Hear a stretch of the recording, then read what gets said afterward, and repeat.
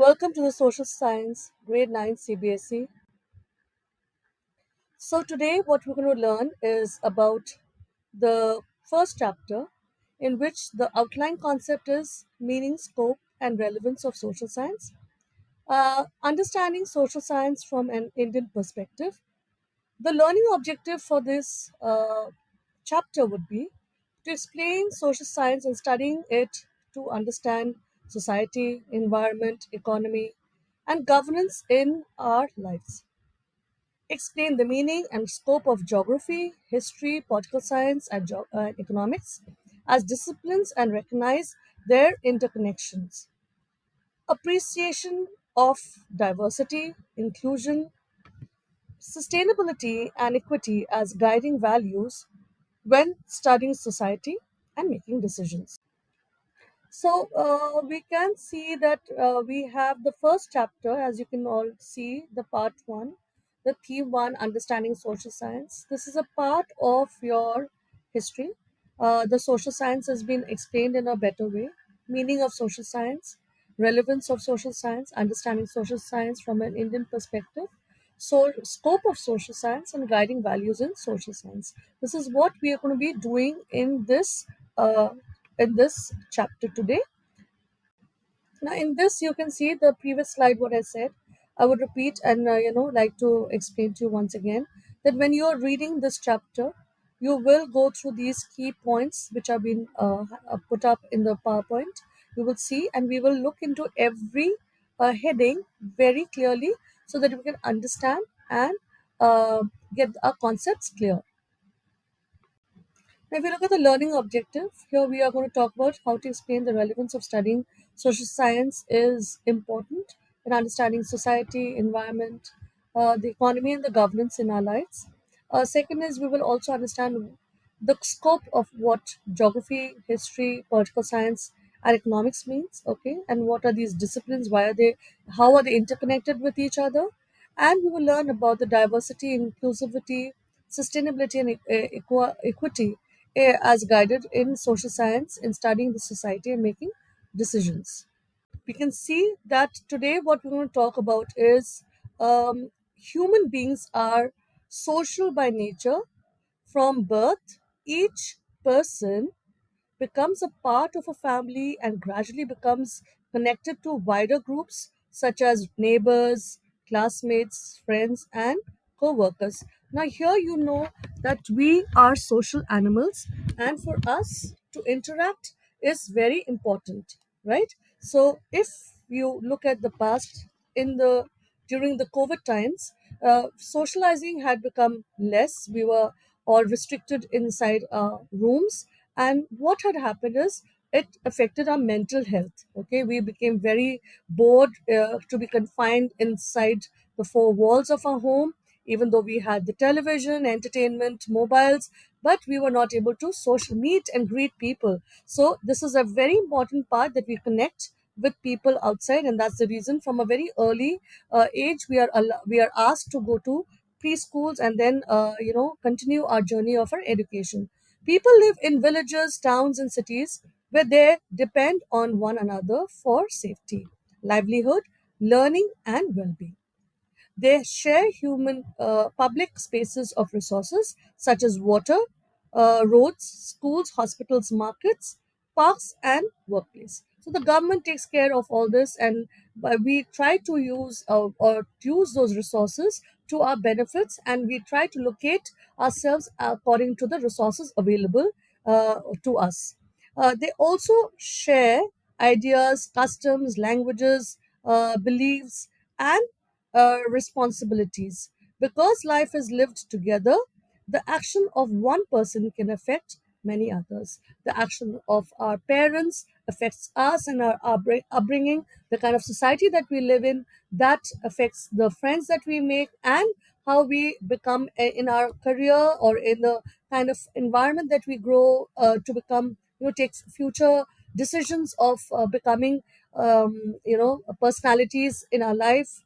So these are the things that just not us growing up builds us, but other factors, external factors, factors from home, from parents, from society, from friends, from schools, from the environment that we're living in, also builds and nurtures us to become the person that we would like to or wish to become, right? Okay.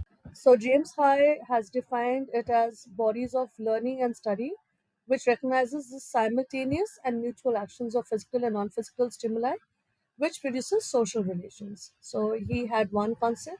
And then you look at Charles Beard, who describes it as social science as a body of knowledge and thought pertaining to human affairs, as distinguished from sticks, stones, stars, and physical objects. So they both had a very different ideas about each social science, and this is the two definitions that we have brought to you, and you can read about it.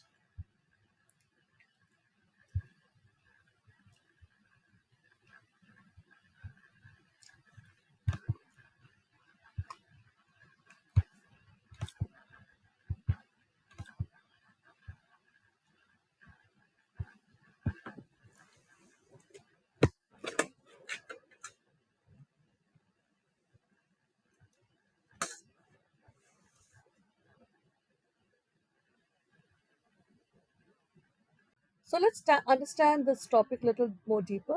Social science studies societies systematically using evidences and reasoning. It examines how people live together, form groups, and develop institutions. It connects personal actions with social impact and encourages fairness, equality, and responsibility. Now, here it's very important for us to understand that social science picks up on evidences, and that's the reason we know about our past, our ancestors, and the early civilizations, because the evidences have been kept there. And the reason for why we have, focused on innovating new things, or why there have been need of things for the present civilization, and then growing further into more advanced technologies. So social science looks into each society, different societies all over the world, and they pick up on the evidences that the early humans have done, and how they have gradually progressed, and what are the needs of the people throughout the ages have agreed to, innovate themselves and use better technology, advanced methods of introducing different equipments. So this helps us to understand the society in a better way. Also, how we live, what kind of environment do we like to prefer to be in? Do we like to be in places which are more isolated, less people, or we like to be in a buzzing, urban place where people are always, interacting with each other and there's some vibe happening? So it depends on people's choices. That also is something that we examine. Why would they like to introduce an institution? What benefits would those institutions give to the human race? Okay. And what are the different groups that people like to associate themselves with? It could be religious, it could be cultural, yeah, it could be traditional, all different types. And how they connect their personal actions with the impact on what society has on them. And it encourages how we need to be fair, we need to be equal, and how we need to be responsible citizens in our own space, which contributes in a larger way to the country and to the whole world. So, this is what we are going to look into, or we have started actually reading about, and we'll go further in the chapter how each and every subject contributes to the social science and the understanding of the human beings. Social science covers human life, nature, resource, work, and governance through four major disciplines. Now, if you look at it, geography, again, nature comes into place. Studies Earth as the home of people, landforms, climate, and resources. Geography also explains how environment affects human activities, farming and in dry and wet areas, uses tools like remote sensors to study materials or natural resources and human changes, promotes sustainability and wise resource uses. If you look at history, history studies the past and how it shapes the present. examines social, cultural, political, and economical development. It also helps understand values like justice and equality through events like India's freedom struggle and all the changes in the traditions and cultures that happened during the years as and when the invasions happened through different rulers. The political science teaches how societies are governed and how laws and institutions work, especially when you look at our democratic country and the Constitution. It focuses on rights, duties, democracy, and citizen participation. It encourages awareness, equality, and inclusivity in governance. For economics, again, its studies shows how people use limited resources to meet needs, examines production and distribution and contribution of goods and services or consumption of it, uh, highlights fair opportunities for all and links development with dignity and well-being. So this is what we will be. We know that these four pillars are the most important part of social science, and each subject teaches us something more deeper about the humans and their activities based on geography, history, political science, and economics. Relevance of social science. It explains how communities live together and handle diversity. Now, if you look at your neighborhood, you will see so many interstate people who have come from other states and have joined and become a part of your neighborhood. Um or there would be somebody who are originals or living in that your state for many years. Ancestors have been living there, so there has become most of the cities now have become diverse, and India itself is a very diverse country. So you can see a lot of mixing of diversity of cultures, of ideas, of thoughts, of languages has changed. So you would or yourself would be knowing that you are not only learning particular English and Hindi, but you're also learning the current language of the state. Okay, so that is also a part of the diversity that you learn, or you're learning French or any other language. It teaches inclusivity and respect for differences. We do respect other religions. We do live in harmony. We do understand each other's religions and cultures, and we like to be a part of it. So, again, the environment shows the link between human activities and nature.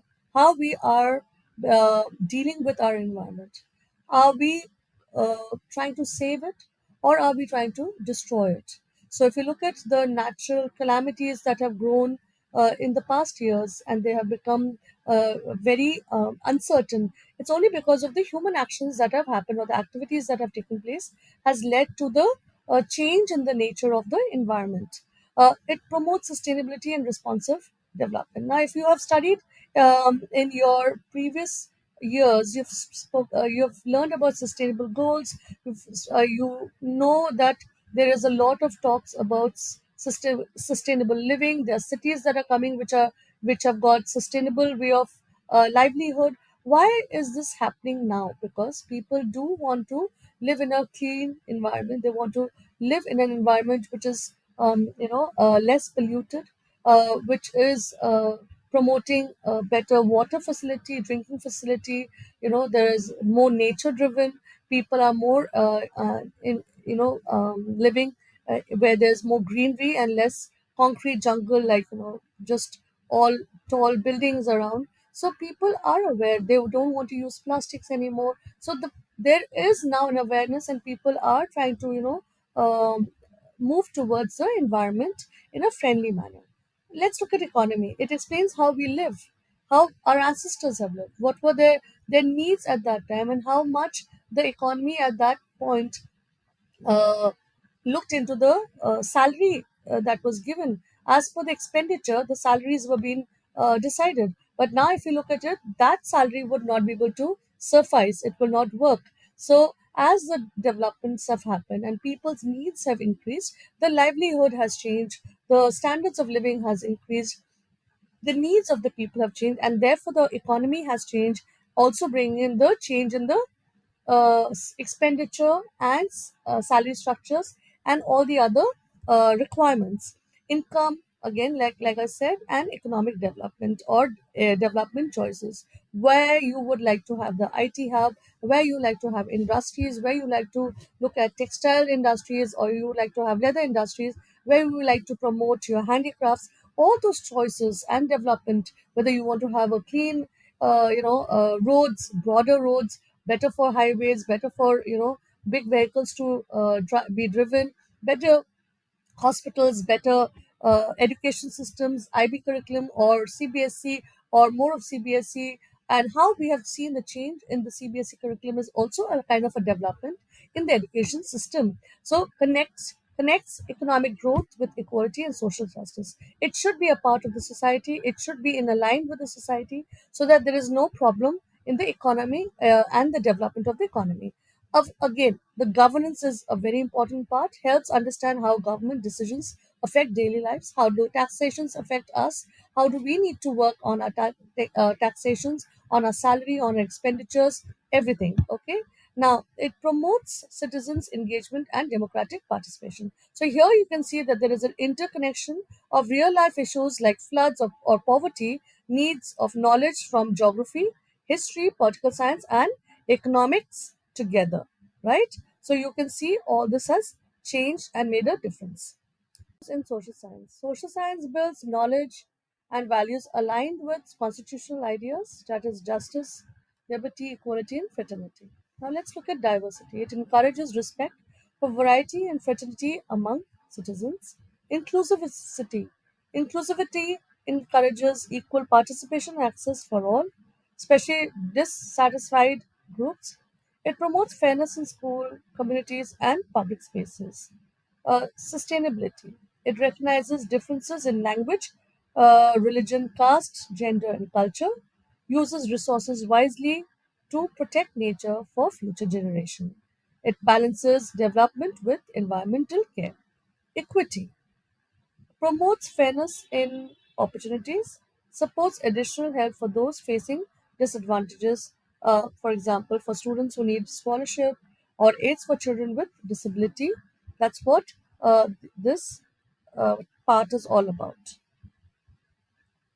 Social science from an Indian perspective.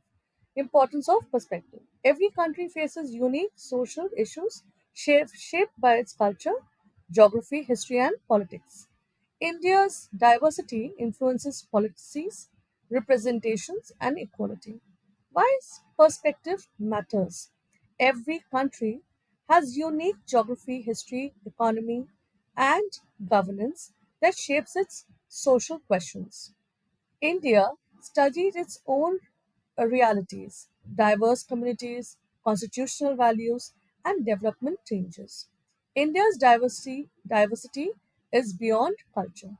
The diversity affects the language policies, which we are 22 official languages that we all speak, and access to public services such as clean water, healthcare facilities, employment opportunities, and political representations. The key features of India's social science is, let's divide it into three parts: the aspect, the Indian content, and the social science focus. The aspect under diversity, you have different multiple languages, which are 22 official languages. You have religions, which are your major, your Hindu, Muslim, Sikh, and Christianity, and some other like Jews. Okay, and then you have different castes which are there existing in our country for from very olden times, and the social focus for this is that we all are united and equally we are protected irrespective of our caste and our creed.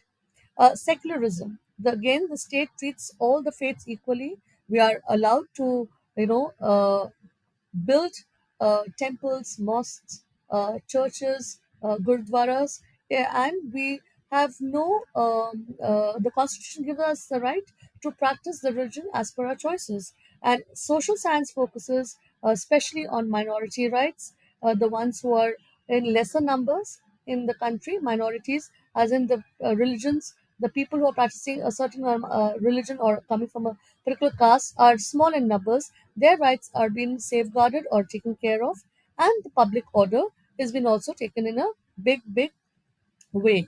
The third aspect that we look into in Indian social sciences, the equality. This is again taken care by the constitutional guarantees and dignity in daily life that we need to have, and public system. So these are the three important aspects. Distinctive Indian secularism protects religion freedom for all.